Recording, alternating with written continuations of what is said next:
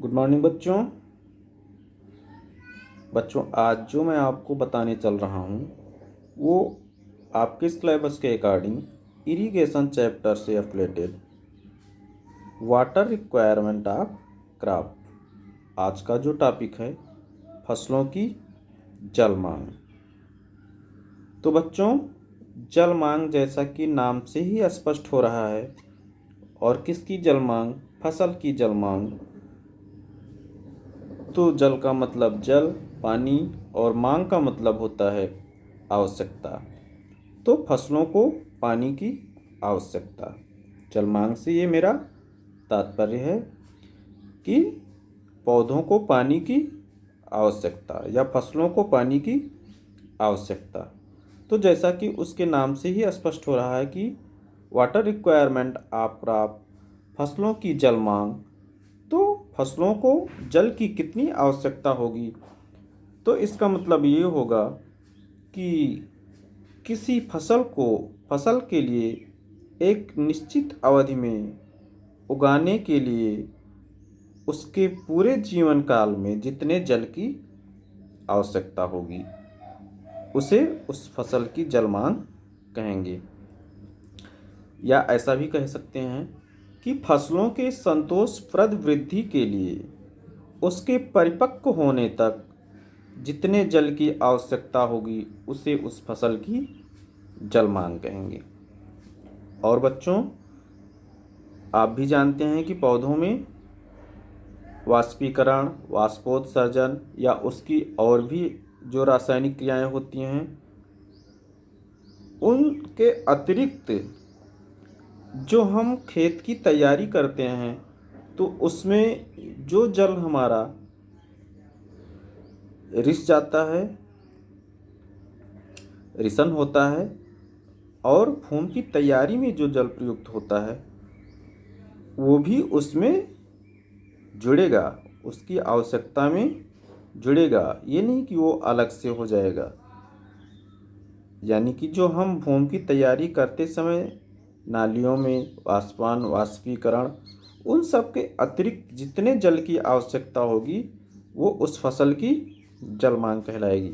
Risen का मतलब आप भी देखते हैं कि नालियों में या खेतों में कुछ पानी किसी कारणवश भूमि में रिसता रहता है या बहता जाता है, जो कि हमारे उपयोग से बाहर हो जाता है। तो भूमि में सनह सनह पानी की बहने की क्रिया या रिसने की क्रिया रिसन कहलाती है। तो इन सब के अतिरिक्त ये जल भी उसमें सम्मिलित होगा फसलों की जल मांग में।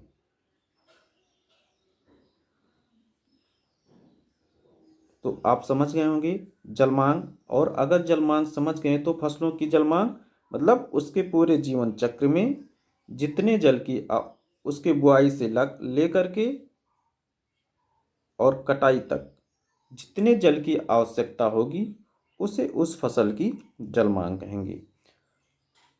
और जल मांग को वातावरण में प्रभावित करने वाले बहुत से कारक भी हैं, उनका भी जानना आपको आवश्यक है। परीक्षा में आता भी है कि जल मांग से आप क्या समझते हो, और फसलों की जल मांग पर प्रभाव डालने वाले कारक का वर्णन कीजिए। तो कारक बहुत सारे हैं। उसमें सबसे पहले वायुमंडल की आर्द्रता, ह्यूमिडिटी। तो आप भी जानते हैं कि वायुमंडल में जब वातावरण नम होगा, नमी अधिक होगी, तो फसलों की जल मांग क्या होगी? जब नमी अधिक होगी तो जल मांग कम होगी, और जब आर्द्रता जितनी कम होगी, मतलब नमी अगर कम है तो जल मांग उतनी ही अधिक होगी, और नमी ज़्यादा है तो जल मांग कम होगी। मतलब अगर आर्द्रता भूमि में कम है तो पानी की आवश्यकता अधिक होगी, और आर्द्रता अधिक है तो पानी की आवश्यकता कम होगी। तो ये हो जाएगा वायुमंडल की आर्द्रता। आर्द्रता मतलब नमी। और दूसरा सौर विकिरण, सोलर रेडिएशन। इसका मतलब क्या है? सूर्य की किरणें जितनी अधिक तेज होगी, पौधों को जल मांगेगी, उतनी ही आवश्यकता अधिक होगी। अगर सूर्य की विकिरण की रोशनी कम है तो पौधों को पानी की आवश्यकता कम हो जाएगी। फिर ताप है। ताप का मतलब वातावरण में अगर ताप अधिक है तो जल की मांग क्या हो जाएगी? वातावरण में ताप अगर अधिक है तो पानी की आवश्यकता अधिक हो जाएगी। और अगर टेम्परेचर कम है तो पानी की आवश्यकता कम हो जाएगी। तो ये बहुत सारे कारण हैं जो कि आप लोग अपने मन से भी समझ सकते हैं कि तापमान अधिक तो पानी की आवश्यकता अधिक हो जाएगी, क्योंकि फसलों को पानी की आवश्यकता अधिक महसूस होगी।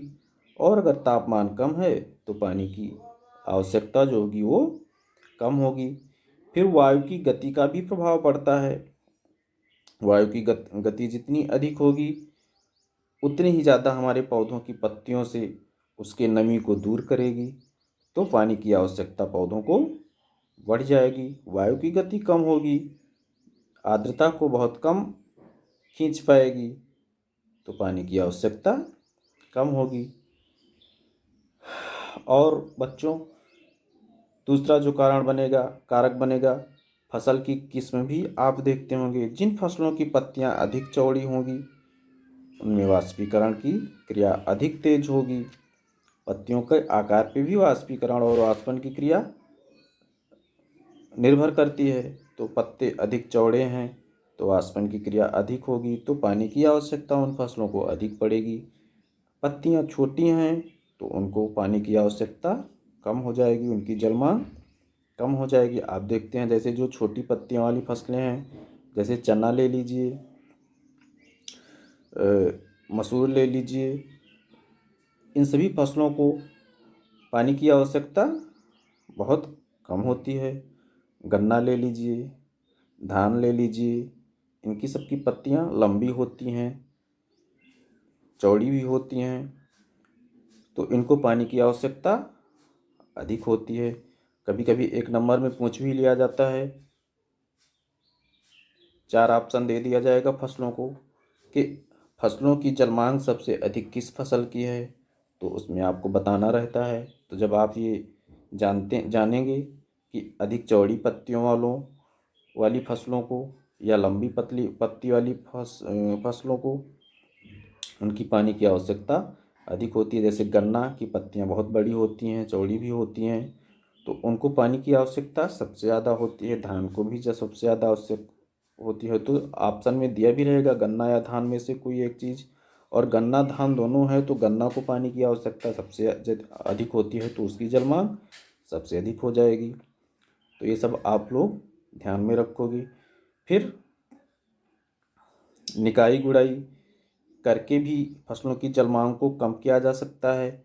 निराई गुड़ाई करके उसके परत में अवरोध पैदा करके खेतों से वाष्पीकरण की जो हानि होती है कुछ सीमा तक रोकी जा सकती है, तो उसकी जल मांग कम की जा सकती है।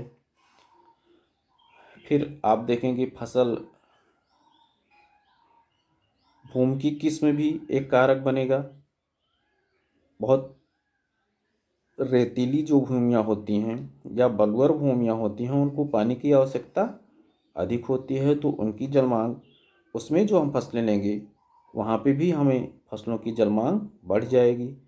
ये भी निर्भर करता है कि भूमि की किस्म कैसी है जल मांग पर। और फसल की पकने की अवधि भी जल मांग को प्रभावित करती है। जो फसल की किस्म बहुत अधिक समय पे पककर तैयार होती है तो उसकी जल मांग बढ़ जाती है। जो फसल कम समय में पककर तैयार होती है उसकी जल मांग कम होती है, मतलब पानी की आवश्यकता उसके लाइफ साइकिल में कम पड़ेगी। तो कहने का तात्पर्य यह है कि अब आप समझ गए होंगे कि जल मांग से हमारा तात्पर्य है किसी भी फसल की बुआई से लेकर के और कटाई तक उसके पूरे लाइफ साइकिल में जितने जल की आवश्यकता होगी उसे हम उस फसल की जल मांग कहेंगे। और जल मांग को प्रभावित करने वाले कुछ कारक सभी मैंने आपको समझाए। जो दो चार पॉइंट छूटे होंगे उनको आप टेक्स्ट बुक का सहारा लेकर के देख लीजिएगा। जो नहीं समझ में आएगा पूछ भी लीजिएगा और नोट पे आप लिख लोगे, क्योंकि ये इम्पॉर्टेंट है बच्चों। अधिकतर बोर्ड एग्जाम में पूछ लिया जाता है कि फसलों की जल मांग से क्या समझते हो और जल मांग को प्रभावित करने वाले कारकों का वर्णन करिए। तो सिंचाई चैप्टर ही आपका इतना ज़्यादा अधिक बड़ा है आपके पूरे टेक्स्ट बुक में कि कम से कम 12-15 नंबर के क्वेश्चन आपके सिंचाई चैप्टर से ही आ जाते हैं। 1 नंबर बहुविकल्पीय दीर्घ उत्तरीय क्वेश्चन को मिला करके कम से कम 10-12 नंबर के क्वेश्चन सिंचाई से ही आते हैं। तो इसको आप कायदे से पढ़ोगे, जो नहीं समझ में आएगा उसको पूछोगे।